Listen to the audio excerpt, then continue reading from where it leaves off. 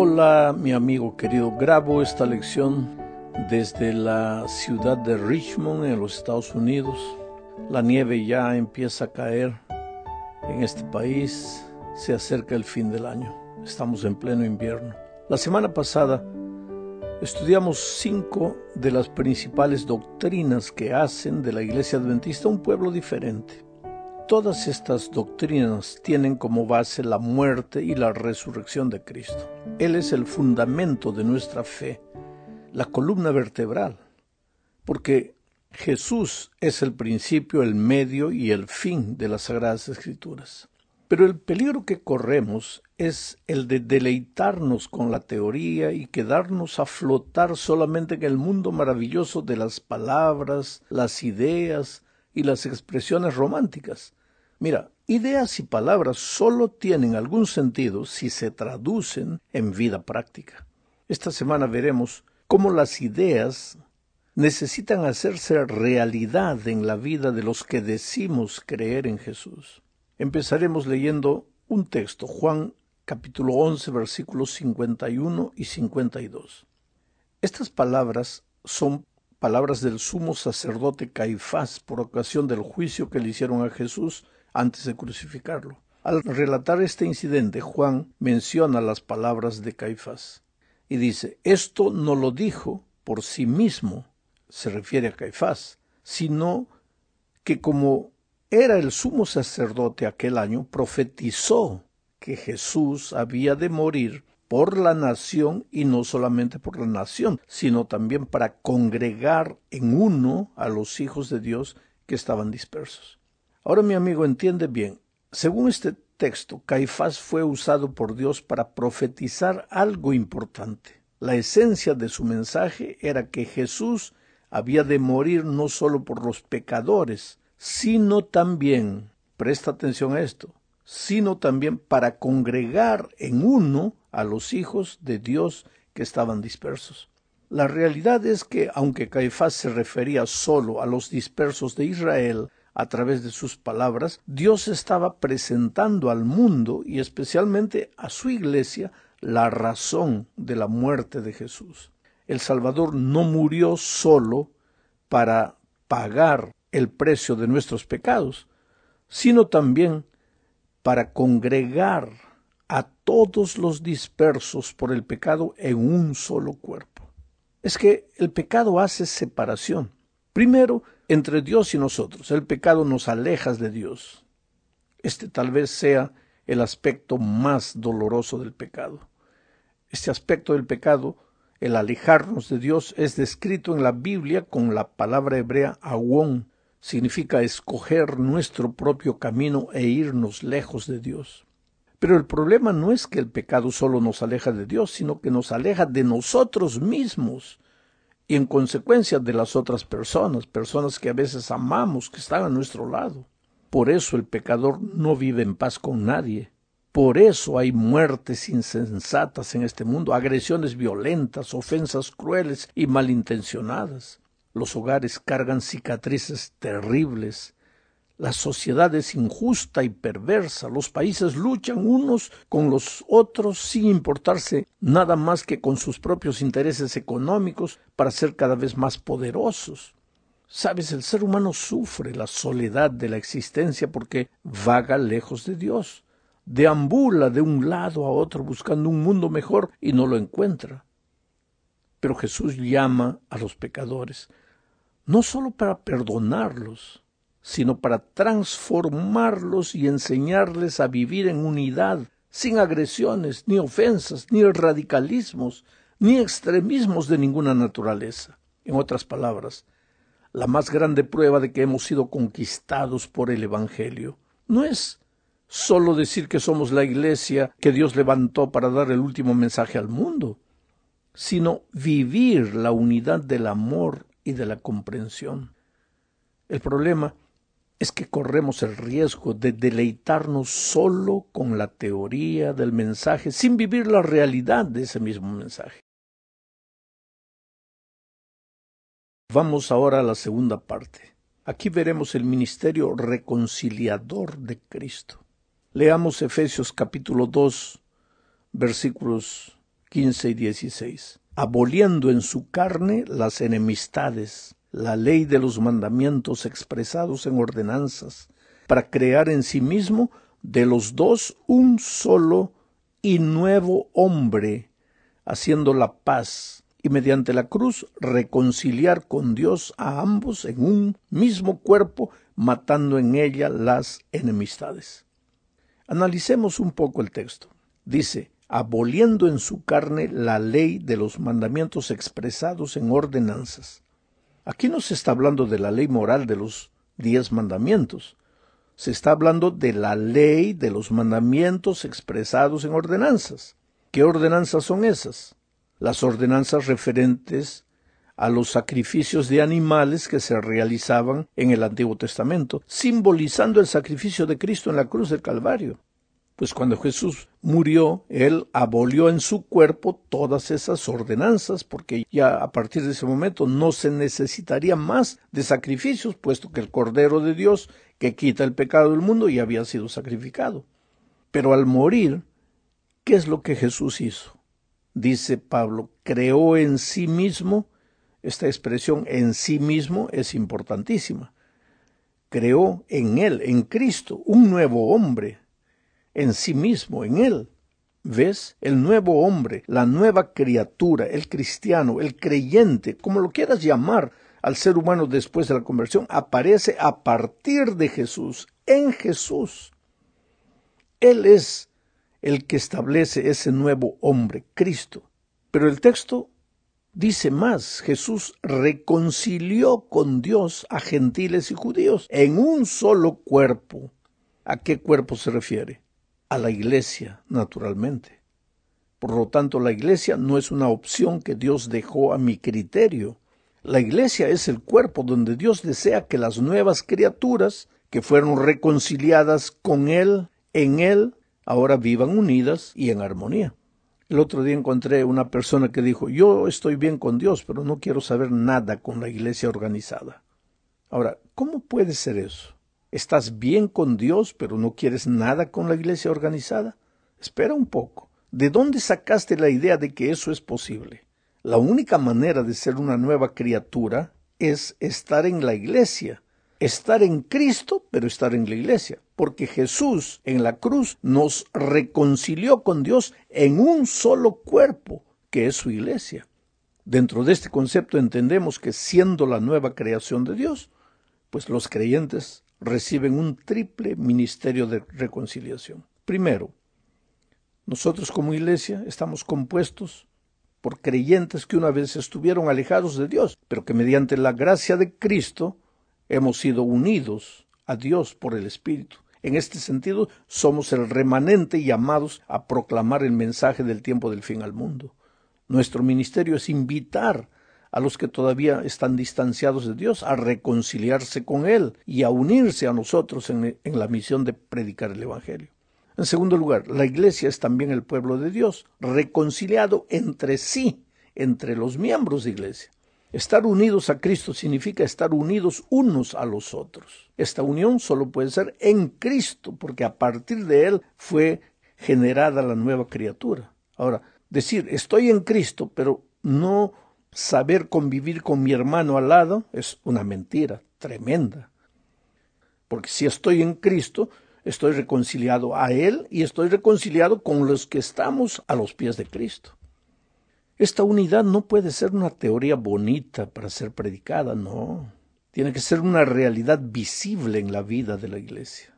La reconciliación mutua, la paz y la armonía entre hermanos son un testimonio para el mundo de que Jesucristo es nuestro Salvador y Redentor. En esto, dice Jesús, todos conocerán que sois mis discípulos si tuviereis amor los unos con los otros. Ahora, el tercer ministerio que la iglesia recibe por estar reconciliada a Cristo es que a través de este ministerio de reconciliación la iglesia le dice al universo que el plan de redención de Dios es poderoso para transformar. ¿Por qué? Porque nos ha transformado. El gran conflicto tiene que ver con Dios y su carácter. Ahora, en la medida en que la iglesia cultive la unidad y la reconciliación, el universo verá la obra de la reconciliación universal de los seres humanos, de las criaturas, en Dios. Vamos ahora a la tercera parte. Veremos aquí un asunto clave de la unidad en la iglesia. Solo será posible vivir en unidad cuando reflejemos el carácter de Cristo. Y solo si reflejamos el carácter de Cristo, estaremos listos para vivir con Jesús en el cielo. Porque mira, Juan vio en Apocalipsis 14, 1 y 4 la siguiente escena. Después miré, dice Juan, y he aquí el Cordero estaba en pie sobre el monte Sión, y con él 144,000, los redimidos, o un símbolo de parte de los redimidos, que tenían el nombre de él y el de su Padre escrito en la frente. Estos son los que siguen al Cordero por donde quiera que va. Observa que los redimidos en el cielo tienen el nombre del Cordero, el nombre de Cristo en su frente. El nombre, tú sabes, simboliza el carácter. Los redimidos tienen el carácter de Cristo porque lo siguen por donde quiera que Él va. Y lo siguen en el cielo porque aprendieron a seguirlo en la tierra. Esos redimidos aceptaron la invitación de Cristo de Mateo 11, 28 y 29, que dice: venid a mí todos los que estáis trabajados y cargados, y yo os haré descansar. Llevad mi yugo sobre vosotros y aprended de mí, que soy manso y humilde de corazón, y hallaréis descanso para vuestras almas. ¿Descanso de qué? Descanso de querer ser manso y humilde. No puedes, tú tienes que llevar el yugo de Cristo para aprender a ser manso y humilde. ¿Y qué es el yugo de Cristo? Orar todos los días, estudiar la Biblia todos los días y buscar una persona para Cristo. Si no haces eso, el carácter de Cristo nunca se va a reflejar en tu vida. Nunca vas a aprender a ser manso y humilde. Y si no tienes el carácter de Cristo, ¿cómo es que vas a estar en el reino de los cielos? Porque en el reino de los cielos solo estarán los que tengan el nombre de Cristo en su frente, o sea, el carácter de Cristo reflejado en su vida. Vamos ahora a la cuarta parte de la lección. Veremos aquí el consejo de Pablo a los romanos. La iglesia en Roma estaba sufriendo división por causa de diferentes puntos de vista que no tenían nada que ver con doctrina. Tenía que ver, sí, con usos y costumbres. Con cultura, yo diría. Tanto no eran estos puntos doctrinales que Pablo dice en los versículos 1 hasta el 3. Recuérdate que estamos analizando la epístola a los romanos. Aquí dice Pablo: recibid al débil en la fe, pero no para contender sobre opiniones, porque uno cree que se ha de comer de todo, otro que es débil come legumbres. El que come no menosprecia al que no come, y el que no come no juzgue al que come, porque Dios le ha recibido. Mira, si el problema de los hermanos en Roma tuviera algo que ver con principios doctrinales, Pablo sería firme e inflexible, porque los principios son eternos y no cambian ni por causa de los tiempos ni por causa de la cultura. Pero el problema en Roma era un asunto de cultura, y sin embargo los hermanos estaban creando problemas y dividiendo a la iglesia, y Pablo les aconseja: recibid al débil en la fe, pero no para contender sobre opiniones. Querido, esto es lo que tenemos que aprender hoy. Hacemos un caballito de batalla por cosas que no son principios, sino porque son asuntos culturales, y creamos problemas donde no debería haber problemas. ¿Es posible vivir en armonía a pesar de la diversidad de culturas, de razas? ¿En la iglesia es posible? Claro que sí. Observemos, por ejemplo, a una orquesta. Está el saxofón. No es igual al clarinete. Tiene sonido diferente, forma diferente. Y está la tuba, que no es igual ni al saxofón ni al clarinete. Y está el contrabajo, que no es igual a los otros, pero cuando suenan, todos acompañan la misma armonía. En la iglesia podemos vivir así. La armonía, yo diría, son los principios. Vamos a vivir los principios, pero cada uno, pues, con nuestra cultura, no cambiando la melodía, porque ahí estamos quebrantando los principios, pero cada uno con nuestra manera, con nuestro sonido propio, pero dentro de los eternos principios de la santa ley de Dios. El problema es que cada uno en la iglesia, cuando no ha sido transformado, cuando nuestro carácter no es el carácter de Cristo, cada uno quiere ser vencedor, cada uno quiere imponer al otro su manera de ver, no es capaz de respetar, no es manso, no es humilde. y creyendo que está defendiendo a la iglesia, simplemente está creando división. Y después predicamos de unidad y de evangelio, cuando ese evangelio no lo estamos viviendo en la vida. Esta es una lección para pensar. Yo tengo que repensar mi manera de hacer las cosas. Quiero forzar a los otros a ver las cosas, la vida, el mundo como yo veo o respeto. Ahora, vuelvo a repetir y enfatizar este asunto. No estamos hablando de los principios que son eternos. Estamos hablando de usos y costumbres, de asuntos culturales que no tienen que ver con principios. Llegamos al fin de este estudio hablando de la unidad en la misión. La misión no nos fue dada porque Dios no pudiera predicar el evangelio. Él es Dios, y si quisiera el mundo todo sería evangelizado en un segundo. Nada es imposible para Él. No con ejército ni con fuerza, sino con mi espíritu, ha dicho Jehová de los ejércitos. Eso está en el libro de Zacarías. Por lo tanto, Dios no nos confió la misión porque Él necesite de nosotros, sino porque nosotros necesitamos hacerlo, predicar el evangelio para nuestro propio bien.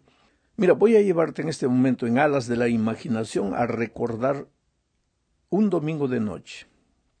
Los discípulos están reunidos, saben que esta será la más oscura y terrible de sus noches. El maestro ya no está más con ellos.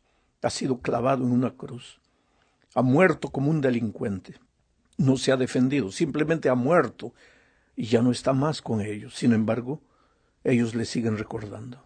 El viento helado mueve las cortinas a pesar de que las ventanas están cerradas. Los discípulos están muertos de miedo.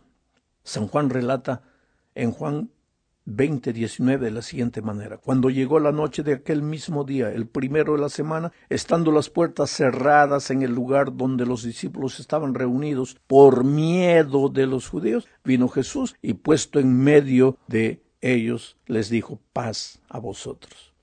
Qué bueno que Jesús siempre aparece en las noches más oscuras de la vida, cuando no sabes más qué hacer ni a dónde ir, cuando piensas que llegaste al fin de la línea, cuando todo el mundo te mira y tú quisieras un hueco para meterte y no salir nunca más de ahí. Qué bueno que Jesús siempre está allí. Si en este momento estás pasando por un momento difícil de la vida y tienes miedo, recuérdate, aquella noche oscura de domingo Jesús apareció en la vida de sus discípulos para resolver un problema que los estaba destruyendo. Ellos estaban con miedo. El miedo paraliza, no te deja ser feliz, te anula, te quita las ganas de vivir. Una persona con miedo es incapaz de vencer, de realizar, de crecer. Jesús tenía que ayudarles a vencer el miedo. Por eso se les presentó aquella noche y les dijo: paz a vosotros. Como me envió el Padre, así también yo os envío. Qué extraña manera de resolver el problema del miedo. Según San Juan, Jesús les confió la misión a los discípulos con el propósito de ayudarles a vencer el miedo. Mientras ellos estuviesen ocupados en cumplir la misión, no habría lugar para el miedo. Serían victoriosos y corajudos, intrépidos testigos del amor de Jesús. Ahora veamos lo que nos dice Mateo con relación al propósito de la misión. Mateo 28, 16 al 19, dice: pero los 11 discípulos se fueron a Galilea, al monte donde Jesús les había ordenado, y cuando le vieron le adoraron, pero algunos dudaban. Y Jesús se les acercó y les habló diciendo: toda potestad me es dada en el cielo y en la tierra, por tanto, id y haced discípulos a todas las naciones. De acuerdo con Mateo, el problema que dominaba a los discípulos por ocasión de la resurrección de Cristo era el problema de la duda. Algunos dudaban. Una vida llena de dudas no es feliz. Un cristianismo salpicado de dudas no es saludable. La iglesia de los sueños de Dios no abriga dudas ni desconfianza en su corazón. Una vida que duda está en proceso de deterioración. El cristianismo es una experiencia de confianza, de certidumbre, es una experiencia extraordinaria, y en una experiencia así no hay lugar para la duda. Ahora, ¿qué hizo Jesús para ayudar a sus discípulos a resolver el problema de la duda?